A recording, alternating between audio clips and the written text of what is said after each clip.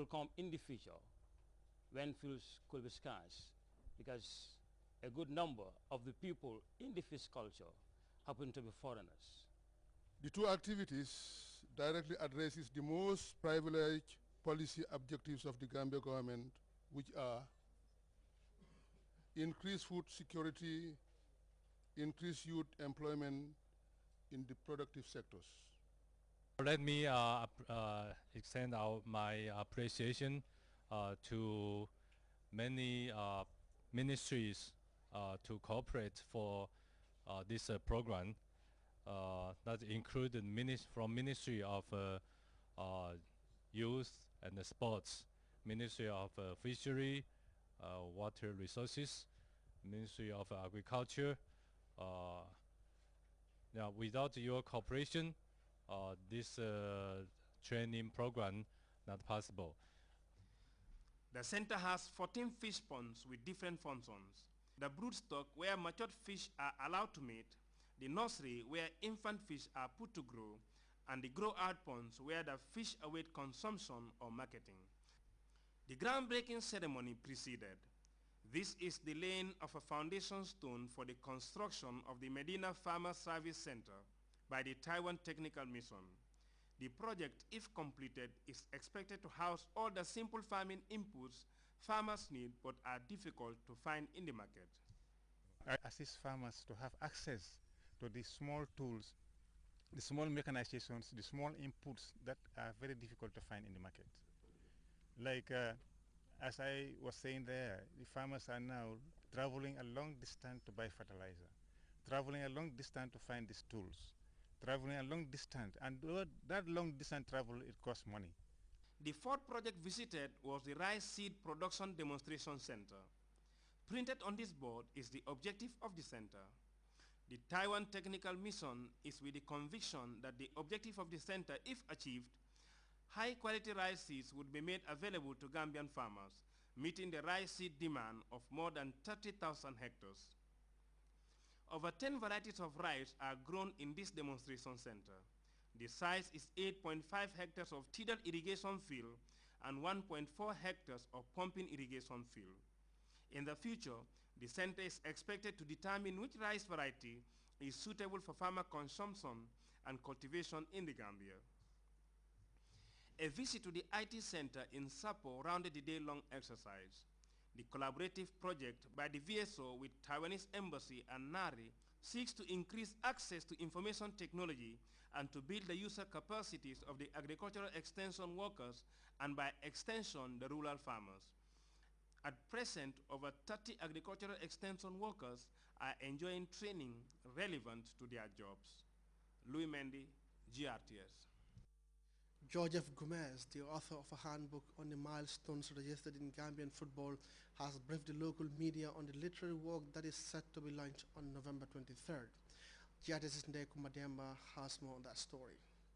Football is no new thing to the Gambia, but this is said to be the first time for a Gambian author to write a book on the milestones of football in the Gambia.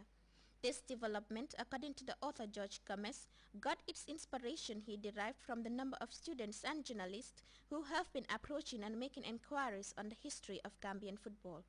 The book, he said, could serve as a valuable reference material for Gambians and non-Gambians alike.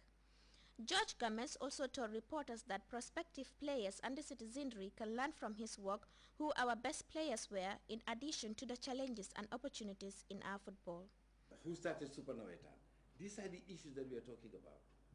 When was the first international match played in the Gambia? None of you know about it. The book has covered it. Then we came to the time that Gambia started playing international football. Who were the originators? Who were the people that were motivating? Who were organizing for Gambia to play international? The first team that left the source of the Gambia to go and play an international match in Freetown, when was it? Who was playing? Who were there? Fortunately, right sitting with us was one veteran who played in that match, Mr. Pamango Diso. The Executive Director, National Sports Council, Mamadou Max Jala, commended the writer for his foresight and implored writers to explore other sporting disciplines.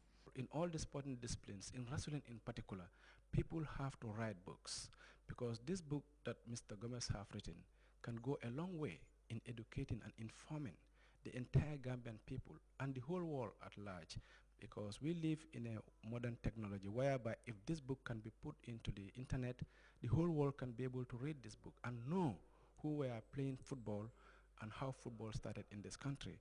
So therefore, if we want to sustain the progress of Gambian sports, I think more other people should come forward and write books on their particular respective sporting disciplines.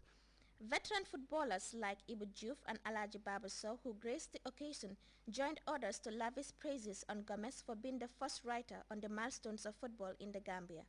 They described the development as an important milestone itself in the history of Gambian sports. I'm sure the book will be very useful, not only to the veterans, but also to the young ones, so that they'll be able to, to recall, they'll be able to remember so many things that have happened long before they were born. And as I said, the book, it's very educative. It's informative too. If you read it, you'll be able to, at the same time, understand how football developed in this country. It's very useful. Alaji Babasow, a veteran footballer who took time to delve on his heydays in Gambian football as he touched on the pivotal role played by the author in sports. Football enthusiasts and journalists at the event saw clarification during the briefing. The book will be launched on November 23rd.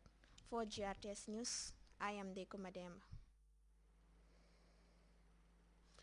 We'll be back with more stories right after this short break. GRTS introduces a brand new show, Buddies Night Out, a show for you and your friends to win fabulous prizes. But you win only if you answer questions we ask you correctly. To be part of the show, you should know the numbers by now. Type BUDDI. Network AfriCell 20 200, QCell 30 300, Chromium 60 600, and GamCell or 9990909. And we will call you back. Make sure you have 4 friends ready to participate. Talk to you soon.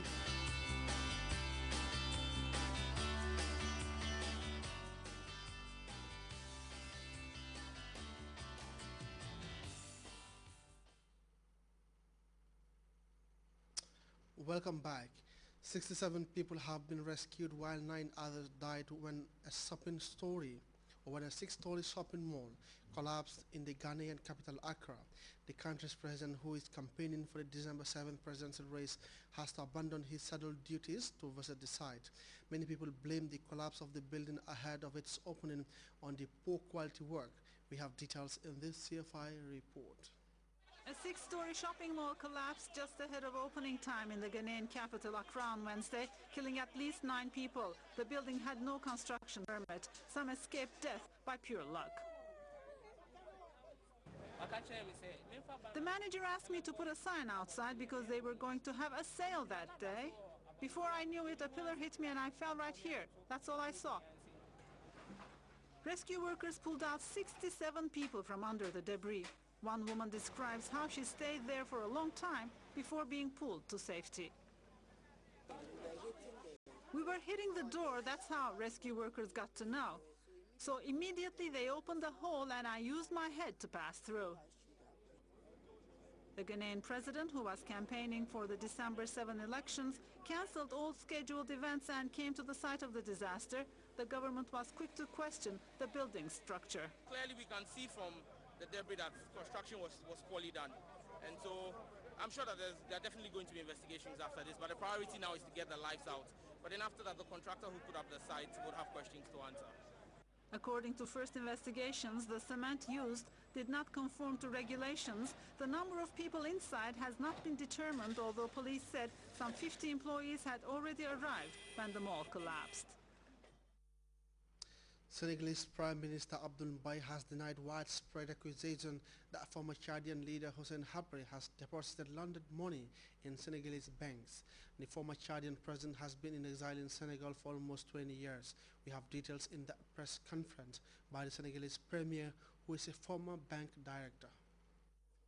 Senegalese Prime Minister Abdoul Mbaye gave his first press conference